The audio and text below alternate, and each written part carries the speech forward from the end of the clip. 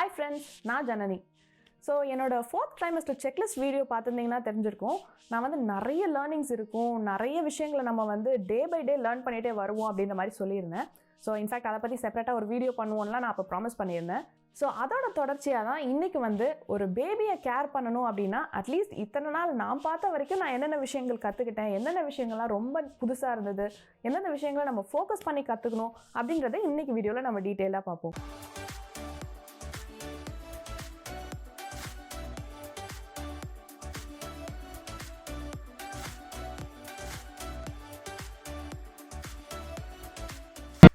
Okay, first வந்து feeding. பிறந்த குழந்தைக்கு வந்து ஃபீட் தான் பண்ணுவோம். பீட் பிரெஸ்ட் ஃபீடிங்காக இருக்கட்டும், இல்லை ஃபார்முலா ஃபீடிங்காக இருக்கட்டும், இல்லை காம்பி ஃபீடுக்கு போகிறாங்க அப்படின்னாலுமே அந்த ஃபீடிங்கை பற்றி மட்டுமே நம்ம நிறைய விஷயங்கள் தெரிஞ்சுக்கணும்.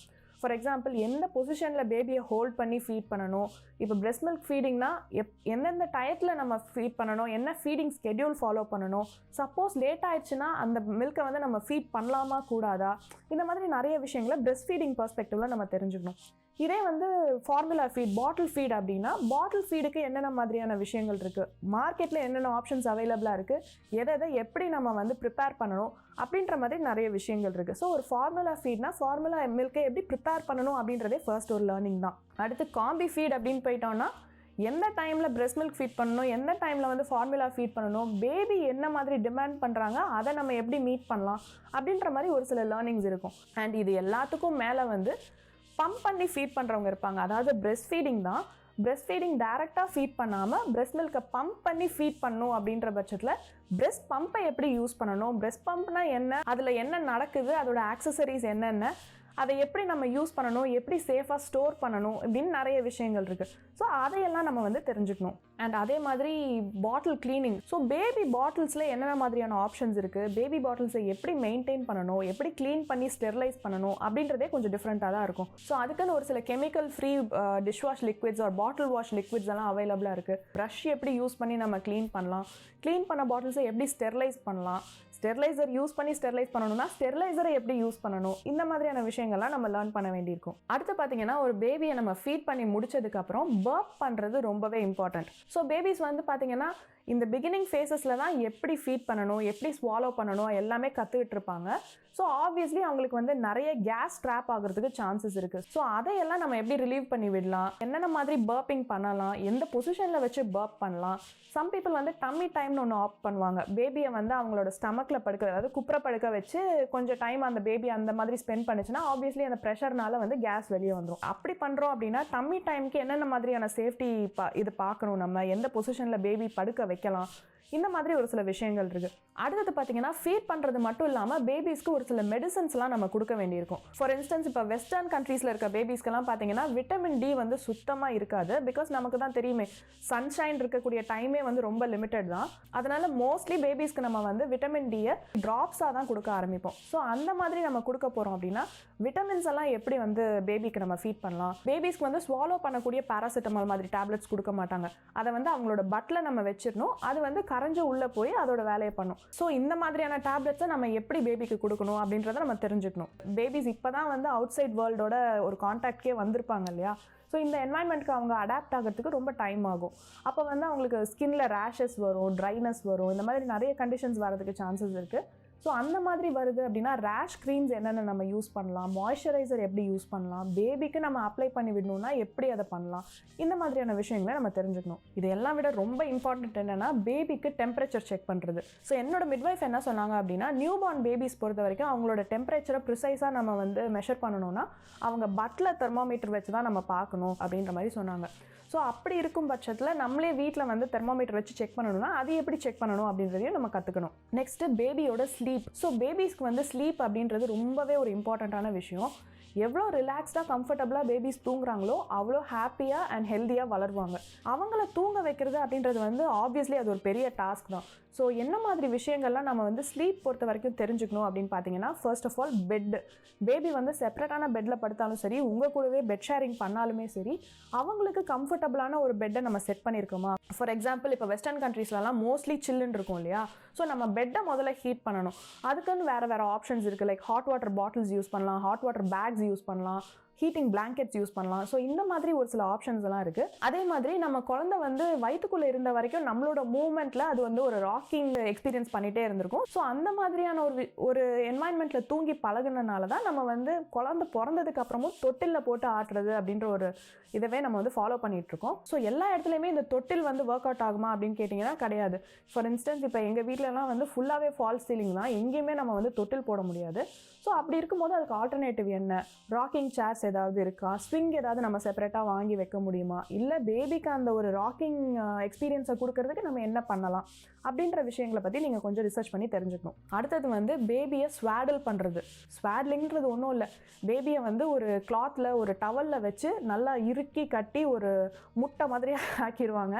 ஸோ அப்படி இருக்கும்போது பேபி வந்து நல்லா ஸ்னக்காக இருக்குது அப்படின்றனால பீஸ்ஃபுல்லாக ஹாப்பியாக தூங்குவாங்க. ஸோ இந்த ஸ்வாட்லிங் பண்ணுறதே வந்து ஒரு டெக்னிக் தான். அது வந்து சிம்பிளாக அப்படியே நம்ம வந்து சுற்றி வைக்கிற மாதிரி சுற்றுறது கிடையாது. அதை எப்படி ஸ்வாடில் பண்ணணும் அப்படின்றதையும் நம்ம கற்றுக்கணும். அண்ட் இதோடவே பார்த்திங்கன்னா நம்ம வந்து அந்த உள்ளே இருக்க என்வாயன்மெண்ட்டை வெளியில் கொண்டு வரணும்னா ஒரு கண்ட்ரோல்டு ரூம் டெம்பரேச்சரில் அவங்கள தூங்க வைக்கணும். லைட்டிங் கொஞ்சம் டிம்மாக, ஒரு சில குழந்தைங்களுக்கு வந்து இந்த ஒயிட் நாய்ஸ்னு ஒரு ஆப்ஷன் இருக்குது. லைக் வயிற்றுக்குள்ளே இருக்கும்போது பேபிஸ்க்கு ஒரு நாய்ஸ் கேட்டுகிட்டே இருக்குமா, அதை வந்து ரெப்ளிகேட் பண்ணி தான் இப்போ மார்க்கெட்டில் ஒயிட் நாய்ஸ் அப்படின்ற மாதிரி நிறைய டிவைசஸும் இருக்குது. நீங்கள் யூடியூப்பில் போய் ஒயிட் நாய்ஸ்னு போட்டிங்கனாலே வரும். அதையும் நீங்கள் உங்களோட அந்த ஸ்லீப்பிங் என்வாயன்மெண்ட் செட் பண்ணுறதுல ஆட் பண்ணிக்கலாம். Next cleanliness. பேபியை நம்ம ரொம்ப க்ளீன் அண்ட் ஹைஜீனாக பார்த்துக்கணும். ஏன்னா ஏதாவது ஒரு சின்ன பிரச்சனை, ஏதோ ஒன்று மிஸ் பண்ணோன்னா கூட இன்ஃபெக்ஷன்ஸ் வரதுக்கு சான்ஸ் இருக்குது. ஸோ அப்படி பார்க்கும்போது என்ன ரூட்டீனில் நீங்கள் பேபியை குளிப்பாட்ட போகிறீங்க, எப்படி குளிப்பாட்ட போகிறீங்க அப்படின்றதையே நீங்கள் வந்து கற்றுக்கணும். ஏன்னா நம்ம பேபியை ஹோல்ட் பண்ணுறதே ரொம்ப டெலிகேட்டாக இருக்கும். அந்த பேபியை நம்ம தண்ணியில் வந்து குளிக்க வைக்கணும், சோப் போட்டு குளிக்க வைக்கணும் அப்படின்னு வரும்போது அது ரொம்பவே ஒரு கேர்ஃபுல்லாக ரொம்ப காஷியஸாக பண்ண வேண்டிய ஒரு விஷயம்.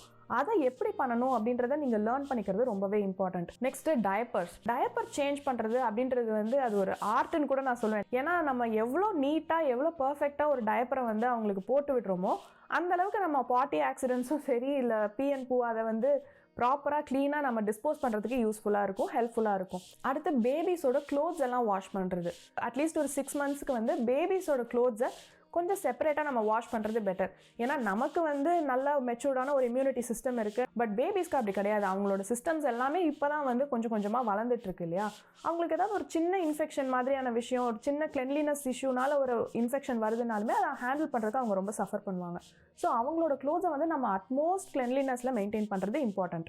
அதனால அவங்களுக்குன்னு கெமிக்கல் ஃப்ரீ வாஷிங் லிக்விட்ஸ் இருக்குது, வாஷிங் பவுடர்ஸ் இருக்குது. ஸோ அதை பற்றி கொஞ்சம் ரிசர்ச் பண்ணி அவங்களோட க்ளோத்ஸை வந்து நம்ம எப்படி ப்ராப்பராக சானிடைஸ்டாக வந்து வாஷ் பண்ணி மெயின்டைன் பண்ணலாம் அப்படின்றத நீங்கள் செக் பண்ணி பார்த்துக்கோங்க. இதை தவிர கிளென்லினஸில் பார்த்தீங்கன்னா ஒரு சில பேபி க்ரூமிங்லாம் இருக்குது. ஒரு சில பேபிஸ்க்கு நிறைய முடி இருக்கும் பிறக்கும் போதே, ஒரு சில பேபிஸ்க்கு முடி வளர்றதுக்கே ஒரு 6 months to 1 year ஆகும். ஸோ முடி இருக்கும் பட்சத்தில் அந்த முடியை நம்ம ப்ராப்பராக மெயின்டைன் பண்ணணும். அடுத்தது வந்து ஸ்கின் கேர். நான் முன்னாடியே சொன்ன மாதிரி அவங்களுக்கு ரேஷஸ் வருது, ட்ரைனஸ் வருது, ஸ்கின் வந்து மாய்ஸ்சரைஸ்டாக இல்லாமல் இருக்கிறது, இந்த மாதிரி நிறைய விஷயங்கள் இருக்கும். அதையெல்லாம் நம்ம ஃபோக்கஸ் பண்ணி பார்க்கணும். ஒரு வாட்டி நம்ம பேபியை சேஞ்ச் பண்ணும்போது, ட்ரெஸ் சேஞ்ச் பண்ணும்போதும் சரி, பேபிக்கு இப்போ எப்படி இருக்குது, கையில் காலில் ஏதாவது மார்க்ஸ் இருக்கா, ஏதாவது கொப்பளம் இருக்கா, ஆக்னே இருக்கா, இந்த மாதிரி விஷயங்கள் பார்த்து எதுக்கு நம்ம என்ன மாதிரி அட்ரெஸ் பண்ணணும், ஏதாவது மசாஜ் பண்ணணுமா, இல்லை ஆயில் அப்ளை பண்ணணுமா, ஹைட்ரேட் பண்ணணுமா, மாய்ஸ்சரைஸ் பண்ணணுமா அப்படின்றத பார்த்துக்கணும். அண்ட் இதை விட அல்டிமேட்டான விஷயம் என்ன அப்படின்னு பார்த்தீங்கன்னா பேபியோட நெயில் கேர். பேபிஸோட நெயில்ஸ் வந்து எவ்ரி 2 daysக்கு ஃபுல்லாக வளர்ந்துருது. ஸோ அதுவும் வளர்றது மட்டும் இல்லை, கீரும் பயங்கரமாக ஏதோ கத்தி வச்சு கீறுற மாதிரி இருக்கும். ஃபஸ்ட்டு ஒரு 3-4 weeksலாம் என் மூஞ்சிலலாம் ஏகப்பட்ட ஸ்க்ராட்ச் மார்க்ஸ் எல்லாம் இருந்தது. ஸோ அவங்களோட நெயில்ஸை வந்து நம்ம எடுத்தோடனே கட் பண்ணிட முடியாது, ஏன்னா ரொம்ப டெண்டராக இருக்கும் இல்லையா. ஸோ அதுக்குன்னு நெயில் கிரைண்டர்ஸ்னு விற்கிறாங்க நிறைய இப்போது. ஸோ மார்க்கெட்டில் உங்களுக்கு ரிசர்ச் பண்ணி எது கம்ஃபர்டபுளாக இருக்குது, எதுக்கு நல்ல ரிவ்யூஸ் இருக்குது அப்படின்லாம் பார்த்துட்டு ஒரு நெயில் கிரைண்டர் நீங்கள் வாங்கி வச்சுக்கிறது பெட்டர். அண்ட் இந்த நெயில் கிரைண்ட் பண்ணுறதும் ஈஸியான விஷயம் இல்லைங்க. அதையும் நம்ம வந்து பை ப்ராக்டிஸ் தான் கற்றுக்க முடியும். அதை கற்றுக்கிறதுக்கு கொஞ்சம் நாளாகும். அடுத்து நம்ம வந்து பேபியை அவுட் சைட் வேர்ல்டில் இருக்கக்கூடிய லைட்டுக்கும் சரி சவுண்டுக்கும் சரி கொஞ்சம் கொஞ்சமாக பழக்க ஆரம்பிக்கணும். நான் எப்படி அவங்கள கொஞ்சம் வெளியில் கூட்டிகிட்டு போய் இந்த லைட்டுக்கு அவங்கள வந்து பழக்கப்படுத்தலாம். அதே மாதிரி குழந்தைங்க ஒரு சில சவுண்ட்ஸுக்கெல்லாம் வந்து பயந்துருவாங்க. குக்கர் சவுண்டுக்காக இருக்கட்டும், வேக்யூம் கிளீனர் சவுண்டுக்காக இருக்கட்டும். ஸோ அந்த மாதிரி அடிக்கடி நம்ம வீட்டில் வரக்கூடிய டிஃப்ரெண்ட்டான சவுண்ட்ஸுக்கு வந்து பேபியை கொஞ்சம் கொஞ்சமாக நம்ம பழக்க ஆரம்பிக்கணும். அண்ட் இதை தவிர பார்த்தீங்கன்னா எக்கச்சக்கமான பேபி எக்ஸசைசஸ் இருக்குங்க. நம்மளே அவங்களுக்கு வந்து பேபி எக்ஸசைசஸ் அப்படின்னு பண்ணி விடலாம். லைக் அவங்க காலை மசாஜ் பண்ணி விடுறது, டம்மி மேலே காலை வச்சு ப்ரெஸ் பண்ணி விடுறது, கையெல்லாம் நீவி விடுறது, இந்த மாதிரி நிறைய விஷயங்கள் இருக்குது. ஸோ இந்த மாதிரி பேபி எக்ஸசைசஸ், பேபி மசாஜஸ் என்னென்ன இருக்குது, அதை நம்மளே பண்ண முடியும்னா அதை எப்படி கற்றுக்கிட்டு பண்ணலாம் அப்படின்றதையும் நீங்கள் செக் பண்ணி பார்க்கலாம். அண்ட் முக்கியமாக எல்லாருக்கும் இருக்கக்கூடிய டவுட் என்ன அப்படின்னு பார்த்தீங்கன்னா, ஒரு சின்ன பிறந்த குழந்தை கூட நான் எப்படி விளையாடுறது அப்படின்றது தான். ஏன்னா பேபிக்கு நம்மளை வந்து ஆப்வியஸ்லி அடையாளம்லாம் தெரியாது. பட் ஸ்டில் நம்ம பேபி கூட எப்படி ஒரு இன்ட்ராக்ஷனை வந்து எஸ்டாப்ளிஷ் பண்ணலாம், பேபி கூட எப்படி நம்ம வந்து ஒரு ஐ கான்டாக்ட் எஸ்டாப்ளிஷ் பண்ணலாம் அப்படின்ற மாதிரி நிறைய விஷயங்கள் இருக்குது. ஸோ கீகாபு அப்படின்ற மாதிரி ஒரு கேம்லாம் இருக்குது. அதில் வந்து நம்ம கண்ணை மூடிட்டு திடீர்னு அவங்களுக்கு கண்ணை ஐ கான்டாக்ட் எஸ்டாப்ளிஷ் பண்ணால் சிரிப்பாங்க. ஸோ இந்த மாதிரியான ஒரு சில கேம்ஸ் எல்லாம் என்னென்ன இருக்குது அப்படின்றத லேர்ன் பண்ணி அதையும் உங்கள் பேபிக்கு ஒர்க் அவுட் ஆகுதா அப்படின்னு நீங்கள் செக் பண்ணி பார்க்கலாம். அண்ட் அடுத்தது வந்து பேபிக்கு ட்ரெஸ் பண்ணுறது. நம்ம ட்ரெஸ் பண்ணிக்கிற மாதிரி ஈஸியாக பேபிக்கு ட்ரெஸ் பண்ணிட முடியாது. ஸோ அவங்க கை காலெல்லாம் வந்து பார்த்து எதுவும் டிஸ்டர்ப் பண்ணாமல் நம்ம அந்த ட்ரெஸ்ஸை வந்து போட்டு விடணும். ஒரு சைடில் ஒரு ஃபஸ்ட்டு ட்ரெஸ்ஸை போட்டு விட்டுட்டு அடுத்த சைடு திருப்பி இன்னொரு சைடு ட்ரெஸ்ஸை போட்டு விட்டுட்டு இந்த மாதிரி என்ன ட்ரெஸ் போடுறீங்களோ அதுக்கேற்ற மாதிரி பேபியை நம்ம கொஞ்சம் மெனவர் பண்ண வேண்டியிருக்கும். அதையும் நம்ம வந்து லேர்ன் பண்ணிட்டு தான் பண்ணணும். அண்ட் ட்ரெஸ்ஸிங் பற்றி பேசும்போது மறுபடியும் நம்ம வந்து வெதர் அப்ராப்ரியேட் ட்ரெஸ்ஸிங் பண்ணணும். நம்ம எந்த கண்ட்ரியில் இருக்கோம், இப்போ என்ன சுச்சுவேஷனில் என்ன வெதர் வெளியே இருக்குது, ஒரு ரொம்ப கோல்டு வெதர் இருக்குன்னா அதுக்கேற்ற மாதிரி வார்மான க்ளோத்ஸ் போட்டு விடணும். இதுவே ரொம்ப ட்ரை வெதர், ரொம்ப வார்ம் வெதராக இருக்குது அப்படின்னா ஹாட் வெதருக்கு ஏற்ற மாதிரி பேபிக்கு கொஞ்சம் லூஸாக ரொம்ப கம்ஃபர்டபுளான ட்ரெஸ்ஸிங் போட்டு விடலாம். நெக்ஸ்ட்டு இம்பார்ட்டண்ட்டான பாயிண்ட் என்ன அப்படின்னு பார்த்தீங்கன்னா ட்ராவல் பண்ணுறது. ஸோ வெஸ்டர்ன் கண்ட்ரீஸில் மோஸ்ட்லி வந்து பேபிஸை நம்ம கையில் வச்சுக்கிட்டோ இல்லை மடியில் வச்சுட்டோ கூட்டிகிட்டு போக முடியாது காரில். அவங்களுக்குன்னு ஒரு கார் சீட் இருக்கும், அதுக்கு சேஃப்டி சீட் பெல்ட் எல்லாமே இருக்கும். அப்படி இருக்கும்போது ஒரு கார் சீட்டை எப்படி யூஸ் பண்ணணும், ஃபஸ்ட்டு குழந்தைய எப்படி நம்ம கார் சீட்டில் கம்ஃபர்டபுளாக வைக்கலாம், அந்த கார் சீட்டை எப்படி நம்ம வந்து காரில் இன்ஸ்டால் பண்ணலாம், இப்படின்னு நிறைய விஷயங்கள் இருக்குது. ஸோ என்ன கார் சீட் சூஸ் பண்ணுறோன்றதை பொறுத்து அந்த இன்ஸ்டலேஷன் மெத்தடும் மாறும். இதையெல்லாம் நம்ம கொஞ்சம் ரிசர்ச் பண்ணி தெரிஞ்சு வச்சுக்கணும். இதே மாதிரி தான் ஸ்ட்ராலரும். ஸோ நம்ம எல்லா இடத்துக்கும் பேபியை கையில் தூக்கிட்டு போகிறத விட ஒரு ஸ்ட்ராலரில் கூட்டிகிட்டு போகிறது வந்து பயங்கர கம்ஃபர்டபுளாக இருக்கும். ஸ்ட்ராலரை எப்படி செட் பண்ணணும், ஸ்ட்ராலரை எப்படி கொலாப்ஸ் பண்ணணும், எப்படி யூஸ் பண்ணணும், எந்தெந்த இடத்துக்கு ஸ்ட்ராலர் எடுத்துகிட்டு போகலாம், எடுத்துகிட்டு போகக்கூடாது, அண்ட் ஸ்ட்ராலரில் கூட்டிகிட்டு போகிறோம் வெளியே அப்படின்னா இன்செக்ட் நெட்ஸ் வேணுமா இல்லை ரெயின் ஷீல்டு வேணுமா, இந்த மாதிரியான ஒரு சில விஷயங்கள்லாமும் இருக்குது. ஸோ எந்த இடத்துக்கு நம்ம ஸ்ட்ராலரில் கூட்டிகிட்டு போக போகிறோம், அதுக்கு நம்மக்கிட்ட தேவையான எல்லா விஷயமும் இருக்கா அப்படின்றதையும் நம்ம லேர்ன் பண்ணிக்கிறது பெட்டர். அண்ட் இதை தாண்டி வந்து பேபி கேரியர்ஸ் அப்படின்னு சொல்லுவாங்க. பேபியை நம்ம உடம்போடு சேர்த்து ஒரு கேரியர் மாதிரி நம்ம ஸ்கூல் பேக் மாட்டுவோம் இல்லையா, அதே மாதிரி பேபியை வந்து நம்ம ஃப்ரண்ட்டில் வந்து மாட்டிக்கலாம். அதுக்கு நிறைய ஆப்ஷன்ஸ் இப்போ வந்து மார்க்கெட்டில் அவைலபிளாக இருக்குது. அண்ட் அந்த மாதிரியான ஆப்ஷன்ஸ்க்கெல்லாம் நீங்கள் போகிறீங்க அப்படின்னா அதை எப்படி நம்ம வேர் பண்ணிக்கிறது அப்படின்றதே நம்ம லேர்ன் பண்ணணும் தான். ஸோ இவ்வளோவையும் நான் வந்து லேர்னிங்ஸு அது இதுன்னு எல்லாமே சொல்லிட்டேன். But on the other hand நான் என்ன சொல்வேன் அப்படின்னா, இதையெல்லாம் பார்த்துட்டு ஓகே இது இப்படி இருக்கணும், அது அப்படி இருக்கணும் அப்படின்ற மாதிரி நம்ம ரூல்ஸ் எல்லாம் செட் பண்ணி போகவே முடியாது. குழந்தையும் லேர்ன் பண்ணிகிட்டு இருக்கு, நீங்களும் லேர்ன் பண்ணிகிட்டு இருக்கீங்க. நம்ம எக்ஸ்பெக்டேஷன் செட் பண்ணுறது வந்து doesn't make any sense. So go with the flow and எங்கெல்லாம் வேணுமோ எனக்கு ஹெல்ப் வேணும் அப்படின்னு சொல்லிட்டு ஆஸ்க் ஃபார் ஹெல்ப். நம்ம நிறைய பேர் பண்ணக்கூடிய ஒரு மேஜர் மிஸ்டேக் என்ன அப்படின்னா, நம்ம வந்து ஹெல்ப் கேட்கறதுக்கு தயங்குவோம். பட் இந்த மாதிரியான ஒரு க்ரூஷியல் ஃபேஸில் ஒரு குழந்தை பிறந்திருக்கு அண்ட் ஃபர்ஸ்ட் ஒரு 6 months டைம்லாம் வந்து நிறைய விஷயங்கள் நம்மளை வந்து பிஸியாகவே வச்சுட்ருக்கோம். அண்ட் அந்த டைமில் வந்து நம்ம ஹெல்ப் கேட்க தயங்குறது வந்து doesn't make sense at all. So இவ்வளோ தாங்க நான் என்னோட எக்ஸ்பீரியன்ஸில் என்னென்ன லேர்ன் பண்ணிக்கிட்டேன் அப்படின்றது எல்லாமே வந்து உங்கள் கூட ஷேர் பண்ணியிருக்கேன். அண்ட் ஆப்வியஸ்லி இப்போ வந்து 6 months தான் ஆயிருக்கு. ஸோ இந்த 6 monthsல நான் இன்னொரு முக்கியமான விஷயம் என்ன தெரிஞ்சுக்கிட்டேன் அப்படின்னா, இந்த லேர்னிங்ஸ் வந்து கண்டினியூஸாக இருந்துகிட்டே தான் இருக்க போகுது. So every day is a new day, everything is a new learning அப்படின்ற மாதிரி தான் போயிட்டுருக்கும். ஸோ இந்த வீடியோ உங்களுக்கு வழக்கம் போல் ரொம்பவே யூஸ்ஃபுல்லாகவும் இன்ட்ரெஸ்டிங்காகவும் இருந்திருக்கும்னு நினைக்கிறேன்.